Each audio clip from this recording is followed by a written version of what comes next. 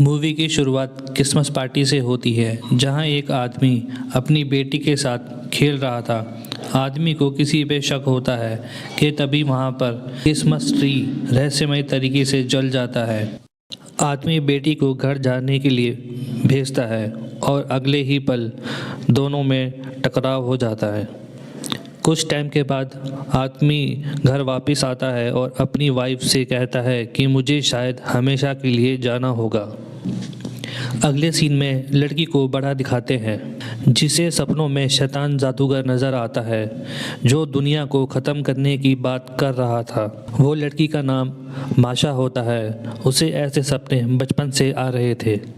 माशा के स्कूल में सब न्यू ईयर पार्टी के लिए डांस प्रैक्टिस कर रहे थे। तभी उसे सपनों वाला शैतान जादूगर नजर आता है जो पियानो बजाने वाले को बर्फ में जमा देता है।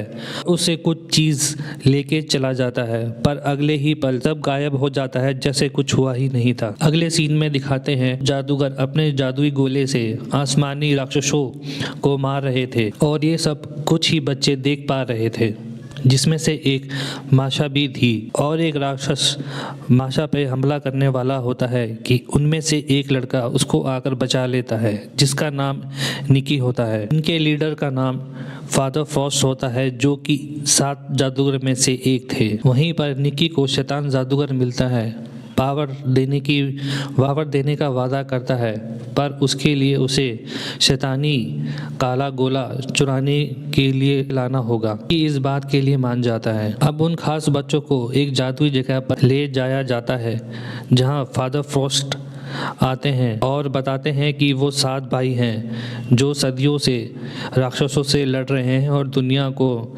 बचा रहे हैं, और तुम लोग भी हमारे साथ जुड़ सकते हो। तभी उन सब बच्चों को अपने जादुई गोले मिलते हैं। फादर फ्रॉस्ट बोलते हैं अगर कोई जाना चाहता है तो अपना जादुई गोला गेट पे वापस करके जा सकता है, और जो भी तुमने देखा है वो यादें तुम्हारे दिमाग से मिटा दी जाएंगी। माशा भी वापस जाना चाहती थी, पर गेट पे गोला लेने वाला नहीं मिलता। तभी निक्की माशा को देखता है और उसके पास आता है। माशा बोलती है मुझे यहाँ से जाना है, गेट पे कोई नहीं है। निक्की बोलता है मैं तुम्हें दूसरे रास्ते से बाहर निकाल सकता हूँ, पर उसके लिए मुझे तुम्हारे गोले की जरूरत पड़ेगी। माशा निक्की के साथ एक खुफिया कमरे में आ जाती है, जहाँ निक्की शैतानी गोले को पा लेता है और माशा को अकेले छोड़कर चला जाता है। फिर शैतान जादूगर निक्की से शैतानी गोला लेके उसे बिल्डिंग से नीचे गिरा देता है, पर की अपनी पावर से बच जाता है। अगले सीन में 7 जादूगर जो भाई भी थे वो एक जगह पर मिलते हैं और शैतान के इरादे के बारे में बात कर रहे थे कि वो शैतान जादूगर तलवार पाना चाहता है जिससे वो आसमान को चीर सके और शैतानी सेना को धरती पे ला सके और आतंक मचा सके। तभी वहाँ शैतान जादूगर पहुँच जाता है जो अब बहुत शक्तिशाली हो चुका है, और यह भी पता चलता है कि वो उन सब का 8वां भाई है। उसका नाम कैराचून होता है। कैराचून कोई चाबी के बारे में बात करता है, बोलता है मुझे एक चाबी मिल चुकी है और बाकी 4 चाबियां भी हासिल कर लूंगा। फादर फ्रॉस्ट को रोकने की कोशिश करते हैं, पर वो जादूगर वहां से कोई चांद तलवार लेके फरार हो जाता है। 6 भाई कैराचून से लड़ने के लिए मना कर देते हैं क्योंकि वो बहुत शक्तिशाली हो चुका था, और बोलते हैं कि इस काम की जिम्मेदारी पिताजी ने तुम्हें दी थी, और ये बोल के वहाँ से चले जाते हैं। फादर फ्रॉस्ट अपना लेटर वाले रूम में कुछ ढूंढ रहे होते हैं, जहाँ पे उन्हें माशा के भेजे हुए लेटर मिलते हैं जिसमें माशा ने चित्र बना रखे होते हैं। फादर फ्रॉस्ट माशा के घर जाते हैं और उसकी बनाई हुई ड्राइंग के बारे में पूछते हैं। माशा कहती है जो मुझे सपनों में दिखाई देता है मैं वो ड्रॉ कर देती। इससे हमें पता चलता है माशा को सपनों में भविष्य में होने वाली घटनाएं नजर आती हैं। दूसरी तरफ कैराचून को 3 चाबियां मिल चुकी थी। अब उसे सिर्फ 2 ही चाबी की जरूरत थी जिससे वो चांद तलवार को अनलॉक कर सके, आसमान से शैतानी शक्तियों को नीचे बुला सके। फादर फ्रॉस्ट कैराचून को रोकने की बात कर रहे होते हैं। तभी माशा वहां आती है, कहती है उसे एक सपना आया है जिसमें वो सबको बताती है कि कैराचून अगली चाबी कहाँ लेने वाला है। सब लोग वहां चाबी के रक्षक को बचाने के लिए जाते हैं। वहां चाबी का रक्षक मिल जाता है, पर वो चाबी देने से मना कर देता है।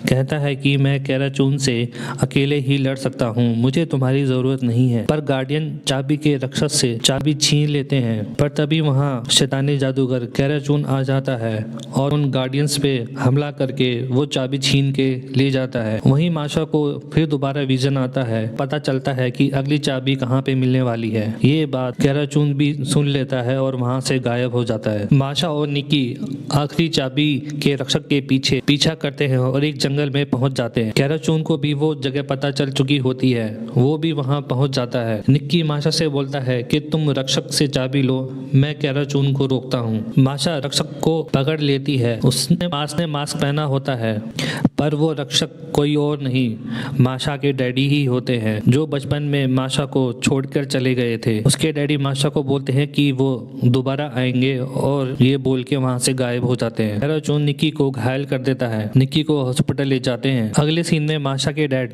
चाबी माशा को देते हैं और उसे चाबी की रक्षा करने के लिए बोलते हैं।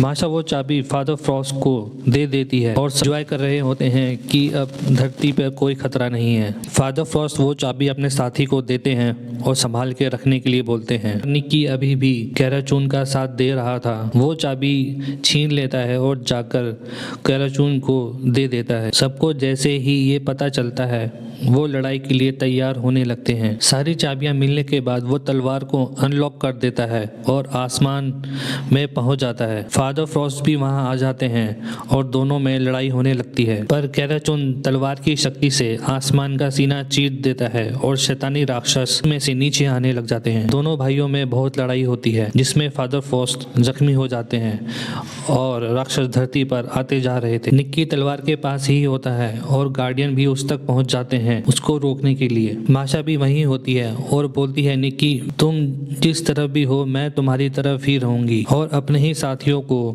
वो नीचे गिरा देती है। ये सब सुनकर निक्की की सोच बदल जाती है। वो तलवार को लेके नीचे गिर जाता है, पर माशा उसे पकड़ लेती है और अपनी जादू शक्तियों का इस्तेमाल कर वो दोनों जमीन पर सुरक्षित उतर जाते हैं। दूसरी तरफ बाकी 6 जादूगर भाई भी आ जाते हैं और एक साथ कैराचून पे हमला करने लग जाते हैं। ये देखकर फादर फ्रॉस्ट सबको रोकते हैं, बोलते हैं कि इसे माफ़ कर दो, प्यार ना मिलने की वजह से ये ऐसा हो गया है, इसको एक मौका मिलेगा तो ये सुधर जाएगा। ये बात सुनकर बाकी भाई रुक जाते हैं और उसको माफ़ कर देते हैं। मूवी के एंड में सब ठीक हो जाता है और मूवी यहीं पर ही ख़त्म हो जाती है।